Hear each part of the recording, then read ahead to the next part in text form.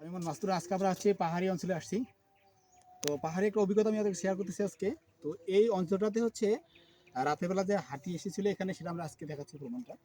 Please এখানে দেখেন, এগুলো হচ্ছে হাতি মল আর কি। এই খুবটা বেশি দিন হয় না, এগুলো কাঁচা দেখা যাচ্ছে, তার মানে বোঝা যাচ্ছে গতকাল বা দুই একদিন আগের এগুলো আসছে হাতি এখানে। মূলত এটা হচ্ছে হাতি চলাচলের রাস্তা। আমরা যদি দেখাই আপনাদেরকে, এই সাইডটাতে অনেকগুলো হাতির মল দেখা যাচ্ছে। তার মানে হাতি সম্ভবত এই অংশগুলো সবাই ফেলছে, এই অংশটাতে দিয়ে চলে আসছিল। তার পাশাপাশি এই অংশটা দেখা যাচ্ছে আরো অনেক। দেখেন যে এটা পুরোপুরি হাতির মল।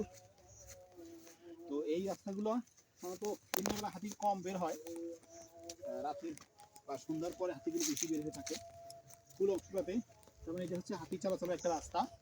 এই সাইডটা দিয়ে আপনারা দেখতে পাচ্ছেন শুয়ে গেছে, তার মানে এই দিক দিয়েও হাতিটা আসছে। কিন্তু পাহাড়ের নিচের অংশগুলোতে ওরা দিনের বেলায় অবস্থান করে, রাতের বেলা ওরা খাদ্যের সন্ধানে বেরিয়ে পড়ে এবং পাহাড়ি রাস্তাগুলো চলাচল করে। যার কারণে পাহাড়ি এই অঞ্চলগুলো, বিশেষ করে বান্দরবন, রাঙ্গামাটি, খাগড়াছড়ি অঞ্চলগুলোতে যে সকল জায়গাগুলোতে লেখা নির্দেশনা দেওয়া আছে যে এটা হচ্ছে হাতি চলাচলের রাস্তা, ধীরে চলুন, আপনারা এখানে এই অঞ্চলগুলোতে রাতের বেলা খুব সাবধানে চলাফেরা করবেন। ধন্যবাদ।